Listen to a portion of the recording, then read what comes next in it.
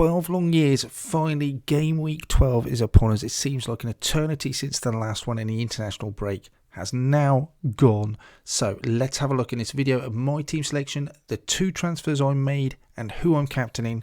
Let's have a look.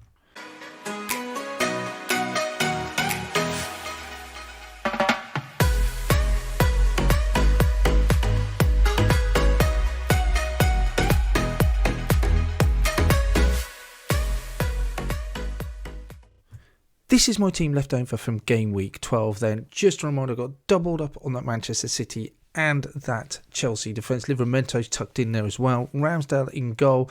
Cross midfield, I'm really happy I got Havertz, who returned last game, was great. Salah, Gallagher, Rafinha, Benrahma, Vardy, Antonio Armstrong up front. They're all playing, which is really nice. That puts me in a really strong position. My team value is pretty good, 102.6, in the bank 0.1. You might notice that some of these players' values do differ to perhaps what you've got. That's just purely sympathy to transfer market, and these are the transfer values of the players. So whereas Livramento is probably about 4.6 now, he's looking like he might go up again. I bought him at 4.1, so if I was to sell him now, I'd only get 4.3. That's what these values show me, how much their transfer value, if I sold them, is worth, not necessarily what they're worth to buy. So I have to bear that in mind if I'm ever going to buy a player back. So this is my side in a decent position. I love having 2 free transfers, always the plan going into the international break. Just was wary of things happening, not sure whether players like Lukaku are going to come back, what was going to happen. So giving me that lots of flexibility, and I have used both of those 3 free transfers. That scares me a little bit. I don't like not having transfers. But what I do like about this side is that they're all playing. They're all starting in their teams. And that puts me in a really nice, comfortable position. So let's have a look at what my selection is going to be and what transfers I've made. If you're new around here and you enjoy FPL content, hit that subscribe button. In the meantime, let's have a look at the team. So as I've said already, I have already made these transfers coming out. The first one to come out was Kai Havertz. He came in 3 weeks ago to replace Lukaku. He's done nothing wrong. He got an assist. He got a goal, he's played up front for Chelsea, and he still might do that in the next 2 games, depending on the return of Werner and Lukaku. But with those 2 players looming over him, I don't want an 8.1 midfielder with those Leicester and Man U games just not playing or guaranteed minutes. I just feel that it could be better served elsewhere. So Kai, you've got to go. In comes Brian Mbeumo. Bit controversial, I think. There's a lot of other midfielders. I've already got Gallagher. I don't like the move for Smith Rowe because of his fixtures, so that would have been an option. I've gone against that. Newcastle away, I'm going to back Brentford still. Not saying they're going to win that game, but I do think they can get goals there. The same with Everton, Tottenham, Leeds. And Mbeumo just playing up front for Brentford. I don't think, despite their run of results, they're that bad a side. So I'm tempted, and I'm happy to move him there. Move him in, and also at 5.6, you know, I can live with him on the bench if it needs to, but that releases a lot of money, which is what I need.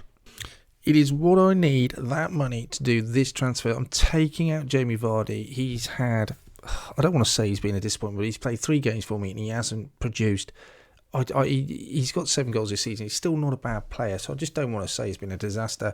He's got some great fixtures coming up as well. Bringing him in, I don't regret it. It was a right decision to make, but he's got Chelsea at home. I just can't see him getting much returns there. Medium term, those fixtures look fine, but I just think I can't avoid the fact that I want Ronaldo. Watford away just looks like a great fixture. The other choice, obviously, was Kane. Then playing at home to Leeds. I think I'm swimming against the tide a bit here, because I just feel like Leeds aren't that bad a side. I just feel that Watford, even though, new manager syndrome, Ranieri, I just think they haven't got the quality, and I just think Manchester United could really put them to the sword. But I know Tottenham could easily do the same, but against Leeds, I just feel Leeds are a good side. I think they will give Tottenham a hard game, and I'm not convinced about Kane yet to jump onto him, even though the fixtures look good. But look at those fixtures for Ronaldo. Wow. That just full of green. You've got the Watford game and Chelsea. I don't like that. But Arsenal at home, you've got Palace, Norwich, Brentford. Oh, that's just a phenomenal run of games. You've got Brighton, Newcastle, Burnley. He's a set and forget for ages, and he's a captaincy option as well. I love the idea of it. It's the first time I've brought him in this season. I'm quite excited. He will get the captain's armband, I think, over Salah. I would just think, will he get more goals than Kane this weekend? I think he will. I could be wrong, as we all know Kane can be very explosive, but so can Ronaldo. I just think away at Watford, they're much better off position to go for than the other way around, Tottenham at home to Leeds. What else I like about Ronaldo is that, yeah, they've got those fixtures.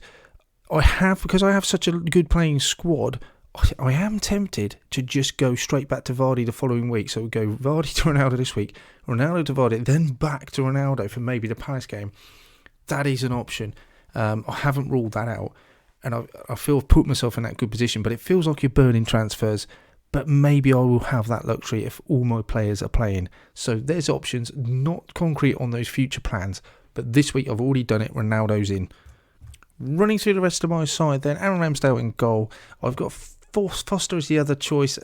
Home to Manchester United or away at Liverpool seems like a rock and a hard place. I think Ramsdale probably got more chance of getting bonus points. I don't expect either of them to pick up a clean sheet. But you know what, Ramsdale, I just think he's more likely to get the saves.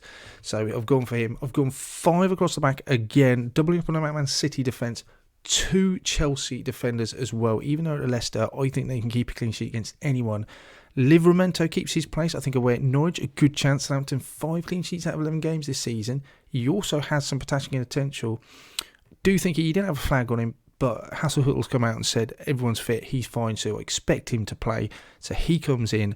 Those 5, I don't expect all 5 to play. You just always assume that I think one of those players is going to be rotated. It could be Cancelo, Diaz, who's been rested before the season. James, Rudiger has dropped out. So there's always that option. So I don't mind that. I've got a bench to cover it, but I just don't expect them all to play. Midfielder, obviously, Mbeumo comes straight into that midfield away at Newcastle. Conor Gallagher is an absolute shoe-in and a must. He's the talk of the town at the moment, so he's away at Burnley. He's been brilliant recently, and then Mo Salah is just a set and forget against Arsenal at home. Ronaldo, we talked about, he comes in up front away at Norwich. And then I had a choice, and I'm not entirely set on this. Adam Armstrong scored the only goal against Villa, so he obviously bagged the 3 bonus points as well, which was wonderful. So there was a choice. I've got Antonio on the bench, Ben Rama on the bench, and Rafinha on the bench. And that's a really good looking bench. Does Armstrong get in ahead of those? I'm just not sure. I'm not entirely convinced. Wolves are the team that West Ham are playing. Tottenham obviously are at home to Leeds. Don't feel Rafinha's the right choice there. But West Ham could score against anyone, and I don't know. I may change my mind with Armstrong, Antonio and Ben Rama. Feels like Norwich are more likely can concede to Southampton than Wolves against West Ham. Wolves' defensive record just looks really good this season. Their stats are pretty good. So that one's not set in stone. I think the rest of them are, though. There she blows. Then that is my side. I'm playing 5 across the back, Ramsdale in goal, Gallagher, Salah and Mbeumo. I really like that formation. Ronaldo up front, absolutely. The only one I've got a slight concern or may change the last minute is Armstrong up front. It's strange. I spoke to someone at work who's an avid football fan, not in the terms of FPL, and I just simply asked him, look, who's likely to get either a goal or assist against Norwich, or would Antonio perhaps get it against Wolves? And he just flat said, Antonio. So it's interesting, just off the cuff, just instinctive was Antonio. So maybe I've got this wrong. Maybe sometimes we just get clouded with all these figures and my judgment becomes kind of clouded. So maybe it is just as obvious as that. West Ham is such good form. Antonio comes in. So that's the only one I could possibly change. But tell me what you think, guys. Otherwise, I'm quite happy with this side. I love the fact I've got so many options. Obviously, that opens me up to a little bit of getting the wrong bench. But I just accept that, and I think that's a good thing.